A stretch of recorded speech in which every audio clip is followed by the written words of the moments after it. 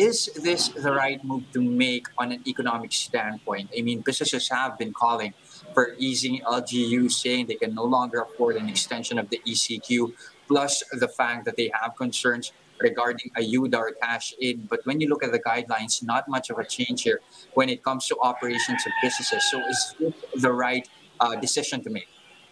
Yeah, it's a compromise of some sorts, Jess, because there have been calls, especially by most of the business groups, to further reopen the economy, enabled to well, at least enabled to have more jobs for and also increase the capacity of many businesses and industries in doing so.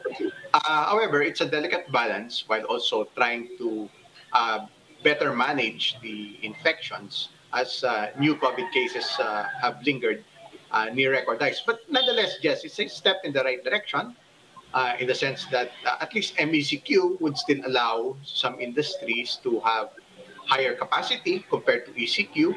But the only difference now is that it's a bit stricter on specific industries like the dine-in for some restaurants as well as some personal services that are still not yet allowed. Unlike earlier this year, but there, and just like the previous MECQs, there were already some reopenings of some sort.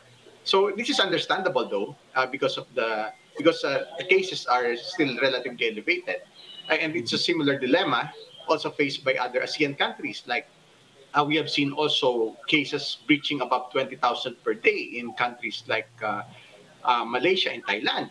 So they're much higher than us already. Unlike before, their cases are much lower. So that is very much understandable, Jess. But Mhm. nonetheless, it would still support a further reopening, of course, but with new restrictions also. Mhm. But it's really important also that to note that we have been seeing increased vaccinations. That Mhm. would that, Question on my mind is, for how long can these sectors, especially in the services industries, we have food operators, personal care services, how long can they afford an extension of this restrictions wherein they are not allowed to operate, at least open their doors once again to consumers?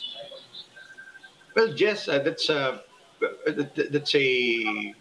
also a good question because many of them have been facing economic and business challenges since last year, 1.5 years into this pandemic, and especially whenever this is already the third ECQ, although it's much shorter this time. It's just 2 weeks, the second 2 week ECQ this year, unlike a year ago in mid-March to mid-May, that the hard lockdown back then was 2 months.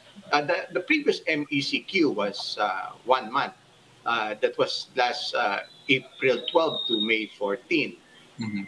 And last year, the MECQ, the first one was 2 weeks from, well, the second, that's practically the second half of May Mhm. and the early part of August of last year. Mhm. That's almost a year ago. The MECQ when the medical practitioners, medical professionals asked for a break back then. Mhm. So yeah, definitely because it's going to strain already on their savings or whatever savings that they may still have.